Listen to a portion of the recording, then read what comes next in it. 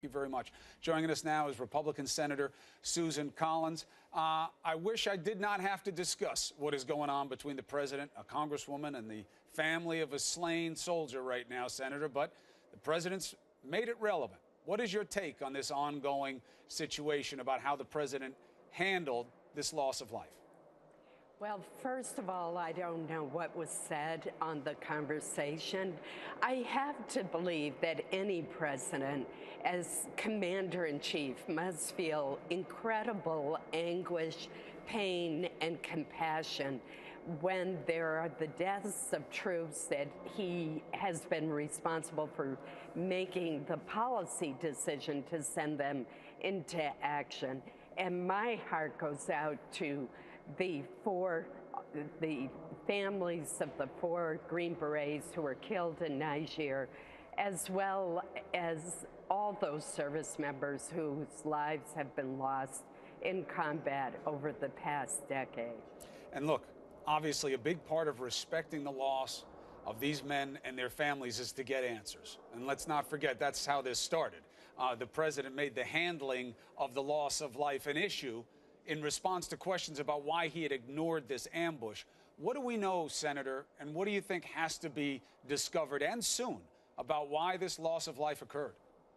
The Department of Defense has begun an investigation, and that is really needed in this case. The fact that these soldiers were ambushed and that we didn't know it was coming indicates deficiencies or failures in 2 areas at least. One is intelligence that we had, and second is whether or not they were given support enough to make sure that they could respond instead of being caught up in a firefight. So this deserves a thorough investigation, and it's my understanding that is underway at the Pentagon. And especially where this young man, David Johnson, is involved. If it is true that his body was left behind for over a day, what was it about? Why did this happen? This is the largest loss of life on President Trump's watch, involving an aggressive force killing American troops. So we're going to stay on it, and we're going to stay on the part of it that matters most, because that's how we respect the sacrifice of these men, by getting answers on how they lose their lives. Let me ask you about another issue of great import to American families, this health care bill. Are you okay with the Alexander Murray compromise, getting the cost-sharing revenues back basically in the same form? There's some changes to what President Trump took out is being put back, but this flexibility that is given to states. Flexibility is a defined term, Senator, and it could mean something for states like yours. I believe that the 2 senators have negotiated an excellent package. It's bipartisan. It will help stabilize the markets. It would prevent premiums from going up by on average of 20%. Which would be extremely harmful, and it would ensure that more insurers don't flee the marketplace, thus providing fewer or even no choices for consumers. So those are very important provisions. As far as flexibility, the bill is very careful to maintain protection for people with pre-existing conditions like asthma or arthritis or diabetes or cancer.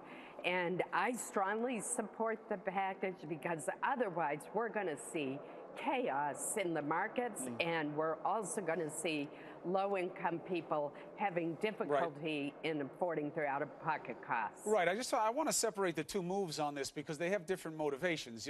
Most of what you're saying that this bill will protect against, it's protecting against what the president just made possible by cutting the revenues in the first place. Had he not done that, you wouldn't need this bill to fix it. And I get that there's an ancillary argument about whose role it is to put in those kinds of things, and it's the subject of litigation that's stalled right now. So that's one component.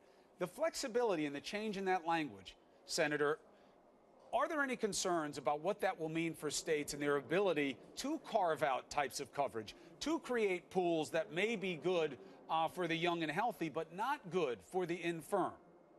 The bill has been very carefully drafted to prevent those kinds of adverse consequences. I would contrast it with the proposal that was put forth by Senators Graham and Cassidy, that would have allowed states to Yes. abandon some of those important consumer protections. But the bill that has been crafted by Senators Alexander and Murray keeps the essential health benefits in place. It gives more flexibility for states on how to meet those benefits, and also in the design of insurance by allowing there to be a so-called copper plan that nowadays is only available to people up to age 29 and would be substantially cheaper. It would still cover those benefits, but it would have a higher deductible.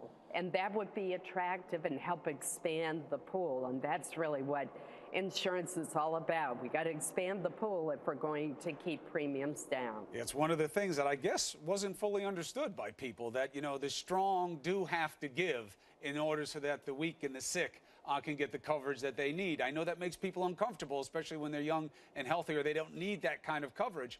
But that's kind of the deal that insurance has always been. We'll see if that stays the same. Now, the big question, will you get a vote on this?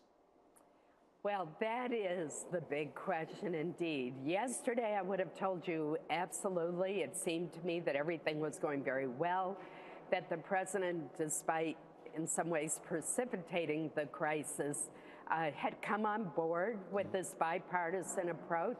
But now the White House is sending conflicting messages. How so? And they now are saying that they're not quite sure they like it or whether it's necessary. You know, no one should buy into the rhetoric that somehow this is a bailout for the big insurance companies. It is not. This money, it goes to people to help offset the out-of-pocket costs for people who make between 100% of the poverty level and 250% of the poverty level. So it's some of our most vulnerable citizens. And that is, it's really disturbing to hear it mischaracterized. So now that some opposition seems to be arising, I'm not sure what's going to happen, but I really think we have a duty to act, and to act quickly, so that we can have an impact before open season starts, which is going to in just a few weeks. Right. And if that period remains abbreviated, as the president wants to do, you have even less time. What's your hint of what McConnell wants to do? I'm not sure.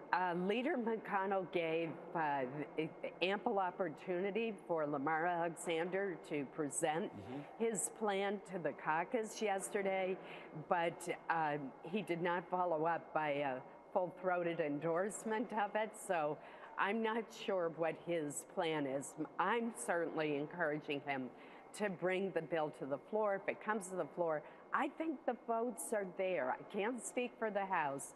And the votes, I believe, will be there in both bodies if the president reiterates his support for this short-term proposal. It does not solve all the problems with the ACA by any means, but it would give us more time to work on a series of bills to correct the flaws in the law. It's very interesting politics going on here with McConnell and the president. It'll be interesting to see what your party's, what the Senate leader does in this situation. Senator Collins, thank you for allowing us to vet what's in this bill and why you think it's the right move for the American people. We'll check back with you when the next step is taken. Thank you, Chris. All right, be well. Allison.